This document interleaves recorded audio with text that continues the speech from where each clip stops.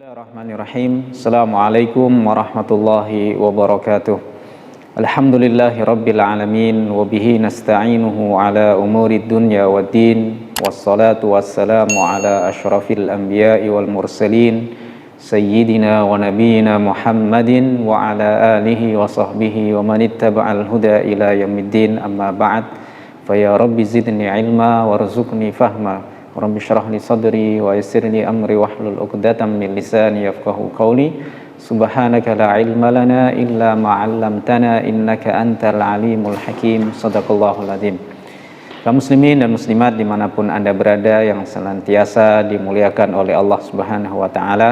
Alhamdulillah kembali kita bertemu dalam kajian online kita yang mudah-mudahan tidak mengurangi semangat kita untuk senantiasa menuntut ilmu.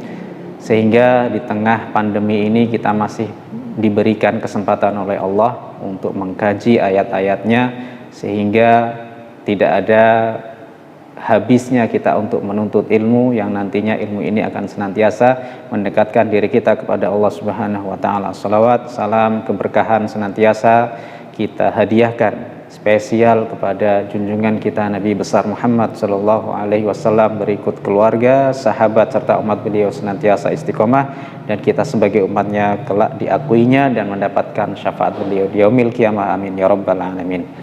Kaum muslimin dan muslimat dimanapun Anda berada, akhir-akhir ini kita digegerkan dengan sebuah berita, sebuah tayangan video yang menggemparkan khususnya bagi kaum muslimin dan muslimat yang ada di Indonesia, yaitu sebuah penusukan yang dilakukan oleh seorang pemuda yang akhirnya diketahui asal-usulnya, dan yang menjadi korban adalah beliau ustadz kita, guru kita yang mulia, yaitu Syekh Ali Jabir. Ini menjadi sebuah tamparan keras bagi kita sebagai warga negara Indonesia, sebagai bangsa yang sangat besar, yang terkenal dengan keragamannya, pluralitasnya, yang sangat terkenal dengan toleransi beragama satu dengan yang lainnya. Tetapi peristiwa ini bisa mencoreng nama baik negara kita, khususnya bagi umat Islam dan juga agama Islam ini. Kaum muslimin dan muslimat dimanapun Anda berada yang dimuliakan oleh Allah Subhanahu wa ta'ala, Islam adalah agama yang menjunjung toleransi, menjunjung tasamuh. La ikraha fid din, qad tabayyana rusydu minal ghayy. Tidak ada paksaan dalam memilih agama, dalam melakukan agama. Karena sudah jelas kata Allah Subhanahu wa taala, mana jalan yang lurus dan mana jalan yang bengkok. Faman yakfur bit-taghut, dan barang siapa yang mengkufuri hal-hal yang taghut, yang tujuannya selain kepada Allah, wa yu'min billah, dan beriman kepada Allah, faqad istamsaka bil urwatil wuthqa, maka sungguh ia sudah memegang tali yang teramat kokoh. Wallahu sami'un alim, dan Allah Maha mendengar lagi Maha mengetahui. Jamaah sekalian yang dirahmati oleh Allah Subhanahu wa taala, Al-Imam Abu Hanifah mengatakan bahwa seandainya tidak ada ahli fikih di dunia ini, maka Allah tidak mempunyai seorang wali. Siapakah walinya Allah? Walinya Allah adalah orang yang faham betul dengan hukum-hukum Allah Subhanahu wa ta'ala yang nantinya disampaikan kepada umat. Karena umat ini butuh pencerahan, umat ini butuh keteduhan, butuh siraman rohani, butuh kucuran ilmu yang deras yang begitu bermanfaat, yang nantinya akan mengingatkan umat ini kepada Allah Subhanahu wa ta'ala. Apa yang kita bayangkan kalau seandainya dunia ini atau kampung kita tidak ada ulamanya, tidak ada orang yang ahli di bidang agamanya, yang nantinya bisa mengingatkan kaumnya, rakyatnya, atau orang-orang yang di sekitarnya kepada Allah Subhanahu wa ta'ala. Maka benarlah apa yang dikatakan oleh baginda Nabi Shallallahu alaihi wasallam, siapakah wali-wali Allah ini? Auliyaullah, kata Nabi Shallallahu alaihi wasallam, idza ru'u dzukirallah. Yang disebut adalah mereka aulianya Allah, wali-walinya Allah adalah mereka yang apabila dilihat dzukirallah, jadi mampu mengingatkan Allah. Jadi kalau kita melihat seseorang yang kelihatan alim, dan alim ini tidak hanya cukup orang yang berilmu saja, karena betapa banyak orang yang mengaku alim, yang dalam pengetahuan ilmu agamanya, tetapi dia menimbulkan fitnah. Nauzubillah min dzalik. Jadi ulama atau walinya Allah Subhanahu wa taala kekasihnya Allah itu, kata Imam Abu Hanifah dan Imam Asy-Syafi'i, adalah siapa? Orang yang ahli fikih, orang yang ahli hukum, dan orang yang senantiasa apabila berjalan dan berjalan dengan penuh ketenangan, memberikan contoh yang baik, baik dari lisannya, gerak-gerik tubuhnya, kemudian amaliyahnya setiap harinya, memberikan inspirasi kepada orang di sekitarnya. Apabila mereka dilihat, maka orang yang melihat ini akan segera mengingat Allah. Jadi apabila ada seorang ulama, apabila dilihat terasa teduh, tenang hati kita, kemudian kita mengingat Allah, bukan kita merasa panas, merasa gersang, merasa nggak nyaman, maka berarti itu bukan walinya Allah. Karena sejatinya walinya Allah adalah mereka ulama-ulama yang mengingatkan kita kepada Allah Subhanahu wa taala. Kaum muslimin dan muslimat yang dimuliakan oleh Allah Subhanahu wa taala, dalam sebuah hadis yang diriwayatkan oleh Abu Darda radhiyallahu anhu, baginda Nabi sallallahu alaihi wasallam bersabda bahwasanya Nabi mengatakan, man salaka tariqan yaltamisu fihi ilman sahhalallahu bihi tariqan min turukil jannah. Barang siapa yang meniti sebuah jalan, yang dengan jalan itu dia ingin mencari ilmu, maka Allah akan mudahkan baginya jalan di antara jalan-jalan menuju surga. Wa innal malaikata latadau ajnihataha li talibil ilmi ridan bima yasna. Dan sesungguhnya para ulama, para malaikat ini akan meletakkan, menaungkan sayap-sayapnya terhadap penuntut ilmu karena ia ridho terhadap apa yang diperbuat oleh orang yang menuntut ilmu. Ya. Wa inna talibal ilmi, ya, wa innal alima la yastaghfiru lahu man fis samawati wa man fil ardi wal hitan fi jawfil ma. Dan orang yang alim, orang yang berilmu, yang kita maksud adalah para ulama ini, adalah orang yang diistighfarkan. Jadi siapa yang mengistighfarkan kepada dia? Yaitu para penghuni langit, para malaikat-malaikatnya Allah Subhanahu wa taala. Kemudian man fil ard, yang ada di bumi. Hattal hitan fil ma, sampai ikan yang ada di dasar lautan, yang ada di dalam air yang begitu dalam, itu pun beristighfar kepada orang alim. Ya. Wa innal ulama waratsatul anbiya, dan sesungguhnya ulama ini adalah pewaris nabi. Wa innal anbiya lam yuwarithu dinaran wala dirhaman, dan sesungguhnya para nabi ini tidak mewariskan dinar, tidak mewariskan dirham. Wa innama warathul ilma, akan tetapi mereka ini mewariskan ilmu. Faman akhadahu akhadha bihadzin wafir, dan barang siapa yang mengambil, yaitu mengambil ilmu mereka, maka sesungguhnya ia telah mengambil bagian yang sangat sempurna.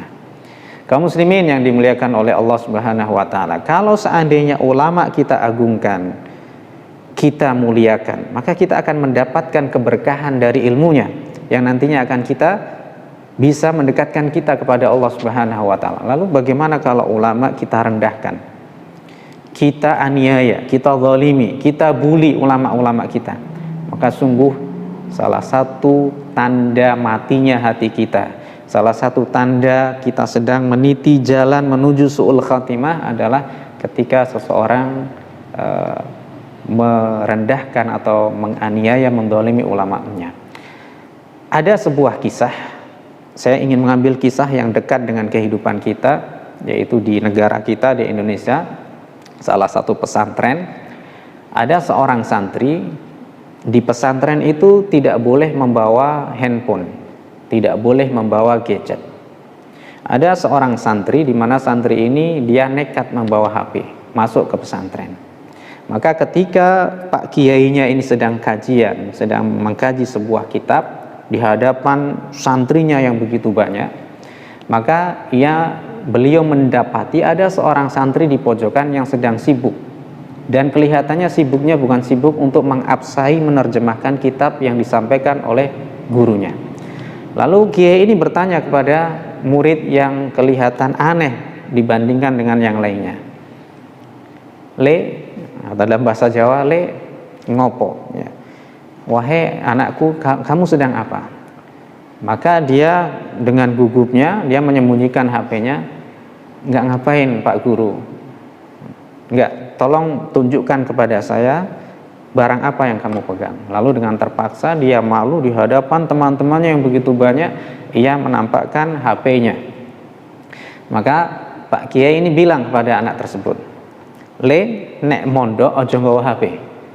Nak, kalau kamu niat mondok, jangan bawa HP, jangan main-main HP."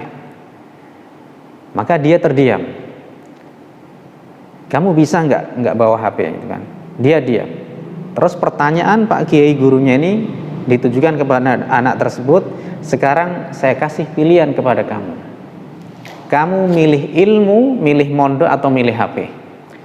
Maka apa yang terjadi jamaah sekalian rahimakumullah, santri ini tentu kita biasanya kalau ada anak bersalah pasti akan mengakui kesalahannya dan dia berjanji tidak akan mengulang kesalahan yang sama. Ternyata santri tersebut bilang apa? "Saya milih HP Pak Kiai." Jadi disuruh milih ilmu atau dia milih HP, dia memilih HP.